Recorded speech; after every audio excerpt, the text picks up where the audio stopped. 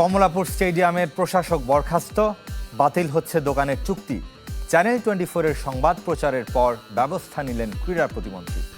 কমলাপুর স্টেডিয়ামের যিনি প্রশাসকের দায়িত্ব পালন করছিলেন তার কাজের অবহেলার জন্য তাকে সাময়িকভাবে বরখাস্ত করা হয়েছে।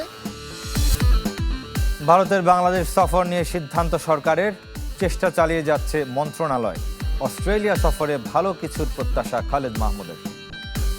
2003-এ যে বাংলাদেশ ছিল, এখন 2026-এ যে বাংলাদেশ ছিল, অনেক পরিণত একটা বাংলাদেশ দল যারা টেস্ট ম্যাচ জিততে পারে, ভালো ক্রিকেট খেলে।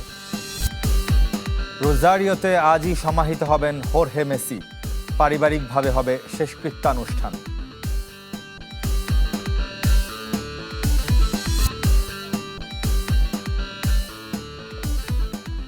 সবাইকে আমন্ত্রণ pro sensitive white plus toothpaste sports 24। শিরোনাম শুনছিলেন, আপনাদের সাথে আছি রেদওয়ান শুয়েব। বরখাস্ত হলেন কমলাপুর স্টেডিয়ামের প্রশাসক। বিদ্যুৎ বিভ্রাট এবং দুরবস্থা নিয়ে চ্যানেল 24-এর শনিবার সংবাদ প্রকাশের পর আজ ক্রীড়া প্রতিমন্ত্রী স্টেডিয়াম পরিদর্শনে গিয়ে শাস্তিমূলক ব্যবস্থা নিয়েছেন। সঙ্গে রিকশার গ্যারেজ এবং কারখানায় অতিরিক্ত বিদ্যুৎ ব্যবহারের অভিযোগে স্টেডিয়ামের দোকানের বরাদ্দ বাতিল করার কথাও বলেছেন।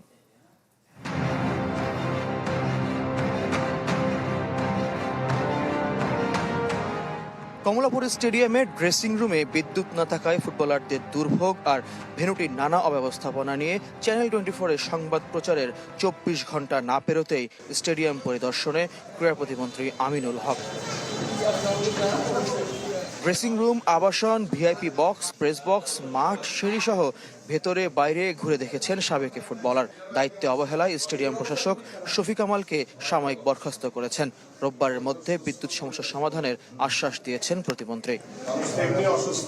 একটি টিভি চ্যানেলে আমার কাছে যখন এই বিষয়গুলো নজরে এসছে, তাৎক্ষণিকভাবে আমাদের নির্বাহী পরিচালকের মাধ্যমে আমরা সিদ্ধান্ত নিয়েছি যে এই কমলাপুর স্টেডিয়ামের যিনি প্রশাসকের দায়িত্ব পালন করছিলেন তার কাজের অবহেলার জন্য তাকে সাময়িকভাবে বরখাস্ত করা হয়েছে। স্টেডিয়ামের বাইরে অটোরিকশার শোরুম, যেখানে ব্যাটারি চার্জ হতে স্বাভাবিকের চেয়ে বেশি বিদ্যুৎ খরচ হয়। মার্কেটের সব দোকানের চুক্তি বাতিল করে বিভিন্ন ক্লাবকে অফিস করার সুযোগ দিতে চান আমিনুল হক।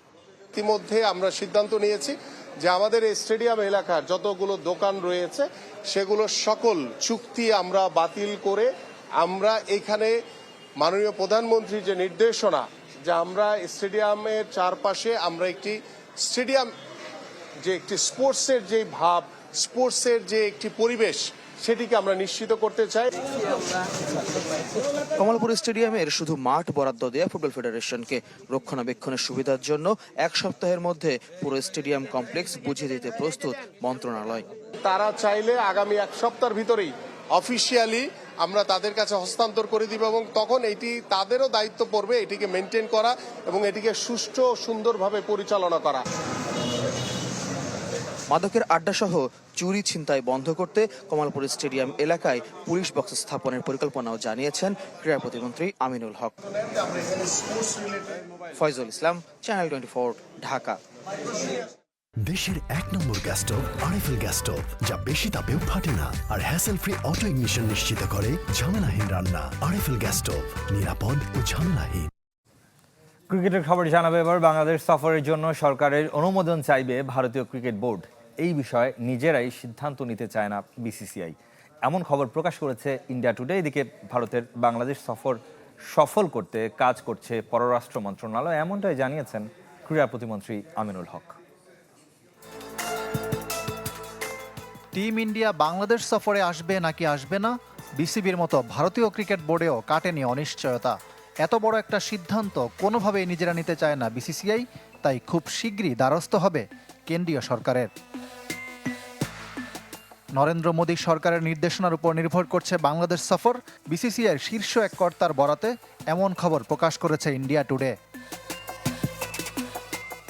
নাম প্রকাশে অনিচ্ছুক সেই কর্মকর্তা এটাও নিশ্চিত করেছেন বিসিবির সঙ্গে তাদের নিয়মিত যোগাযোগ হচ্ছে। সরকারের নির্দেশনার পর খুব দ্রুত একটা কিছু জানা যাবে। একই ধরনের কথা বলছেন বাংলাদেশ সরকারের ক্রীড়া প্রতিমন্ত্রী আমিনুল হকও। ইন্ডিয়ান হাই কমিশন এবং ইন্ডিয়ার পররাষ্ট্র মন্ত্রণালয়ের সাথে আমাদের পররাষ্ট্র মন্ত্রী প্রতিমন্ত্রী তারা কাজ করছেন, সো দ্যাট আমরা একটু সময় দেন, আমাদের এই কাজটি চলমান রয়েছে। ইনশাল্লাহ আশা করি যে খুব দ্রুত সময়ের ভিতরেই বাংলাদেশ এবং ইন্ডিয়ার যে সিরিজটি সেটি যাতে ঢাকায় যে অনুষ্ঠিত হওয়ার কথা সেটি যাতে হয় সে বিষয় নিয়ে আমরা মানে পর্যাপ্তভাবে আমরা সেই কার্যক্রম আসলে আমাদের চলমান রয়েছে। 29 আগস্ট থেকে 15 সেপ্টেম্বর উইন্ডোতে 3টি করে ওয়ানডে ও টি-20 খেলতে আসার কথা ভারতের। তাও এই সফরটি ছিল গত বছর। দুই দেশের রাজনৈতিক সম্পর্কের টানাপোড়েন সম্প্রতি যেন আরও বেড়েছে, ফলে খুব একটা আশার কথা শোনাতে পারছেন না কেউ।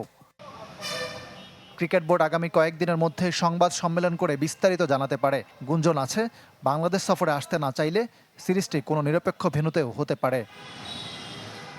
ইকরাম হোসাইন, চ্যানেল 24, ঢাকা।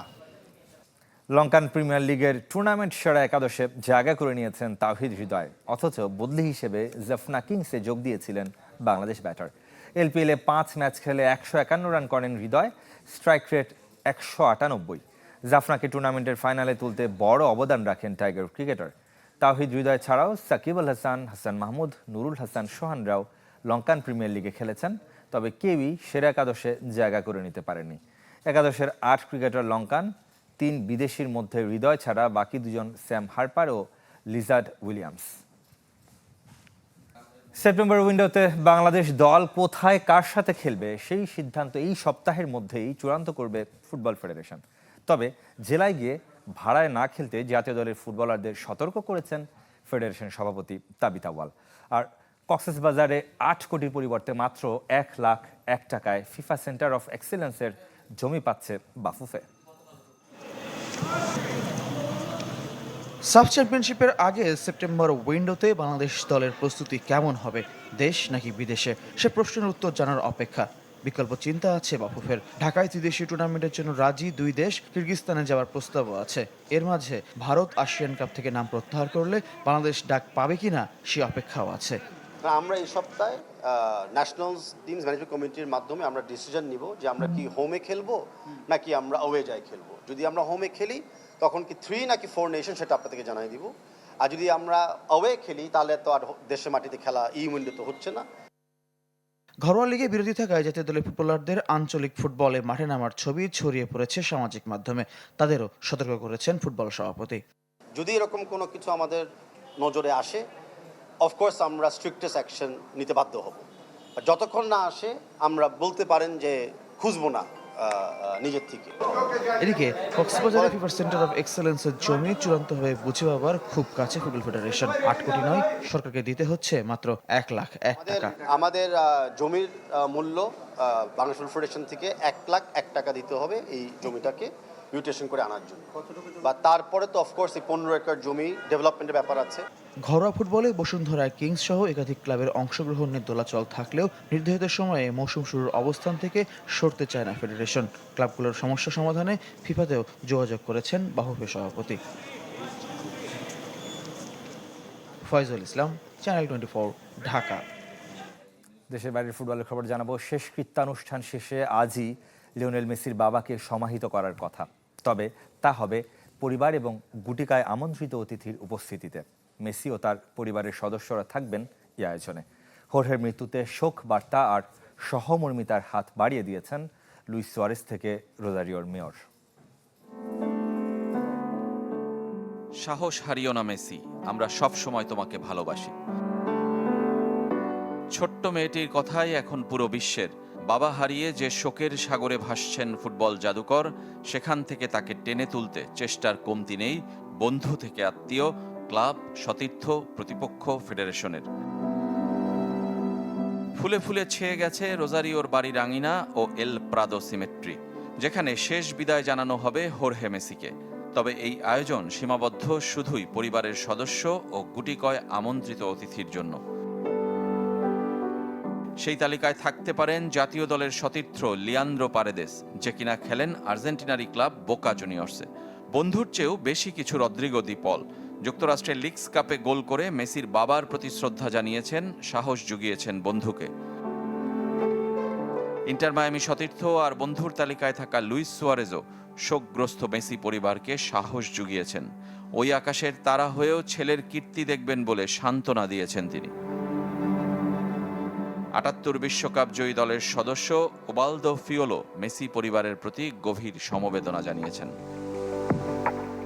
রোববার শেষকৃত্যানুষ্ঠান অনুষ্ঠিত হবে। এরপরই সমাহিত করা হবে হোর্হেকে। দীর্ঘদিন অসুস্থ থাকার পর শনিবার আর্জেন্টিনার সময় মধ্যরাতে শেষ নিঃশ্বাস ত্যাগ করেন। যে দিনটায় 13 বছরের শিরোপা খরা কেটেছিল আর্জেন্টিনার, 5 বছর আগের এই দিনে জিতেছিল কোপা আমেরিকা শ্রেষ্ঠত্ব। রেজওয়ানুজ্জামান, চ্যানেল 24। হামজা চৌধুরীকে দেখে বাংলাদেশের হয়ে খেলার অনুপ্রেরণা পেয়েছেন ম্যানচেস্টার ইউনাইটেড একাডেমিতে বেড়ে ওঠা ইংলিশ প্রবাসী ফুটবলার অ্যাডাম আব্বাস। এএফসি অনূর্ধ্ব 20 বাছাই টুর্নামেন্ট সামনে রেখে সেরেছেন প্রথম অনুশীলন। অ্যাডামের পেশাদারিত্বে মুগ্ধ Bangladesh coach Gerard Amlin Jones. Jessore থেকে তহিদুর রহমানের তথ্য আর ইমরান হোসেনের ছবিতে ডেস্ক রিপোর্ট। কয়েক ঘন্টার মধ্যে সতীর্থদের সাথে মিশে গেছেন Adam Abbas.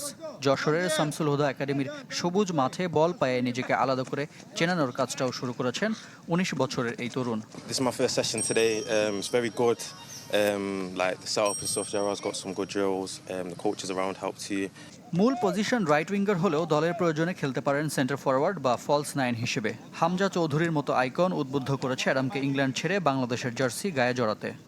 I looked into it. I found obviously I know they had a team in Bangladesh. I know about Hamza. আমি বাংলাদেশের ফুটবল ফলো করি। হামজা চৌধুরীকে দেখে অনুপ্রাণিত হয়েছে। ফুটবল নিয়ে এখানে সমর্থকদের ভালোবাসা আমাকে মুগ্ধ করেছে। Yeah, it's an honor. Like AFC অনূর্ধ্ব 20 বাছাই মিশনে চলছে এই ক্যাম্প। সেখানে অ্যাডামের মতো প্রতিভাবান ফুটবলারকে পেয়ে খুশি ইংলিশ কোচ। আমরা প্রস্তুতির বেশ ভালো সময় পেয়েছি। ছেলেরা অনেক ভালো করছে। আমাদের লক্ষ্য কেবল এই টুর্নামেন্টেই ভালো করা নয়। অ্যাডামের হাতে খড়ি ম্যানচেস্টার ইউনাইটেড একাডেমিতে। সেখানে 4 বছর কাটানোর পর খেলেছেন বার্নলি অনূর্ধ্ব 18 দলে। শুধু অ্যাডামকে নিয়ে নয়, পুরো দলের উপর আস্থা রাখছেন কোচ। প্রস্তুতির যথেষ্ট সময় পাওয়ায় এএফসি টুর্নামেন্ট ভালো করতে আশাবাদী। অ্যাডাম খুবই পেশাদার একজন ফুটবলার। সে সব সময় নতুন কিছু শিখতে চায়। তার জানার আগ্রহ আমাকে মুগ্ধ করেছে। অ্যাডামের নানা নানি বাংলাদেশি, মা ব্রিটিশ, বাবা জ্যামাইকান। তাই বাংলাদেশের সঙ্গে রয়েছে তার শেকড়ের সম্পর্ক। Desk report, channel 24।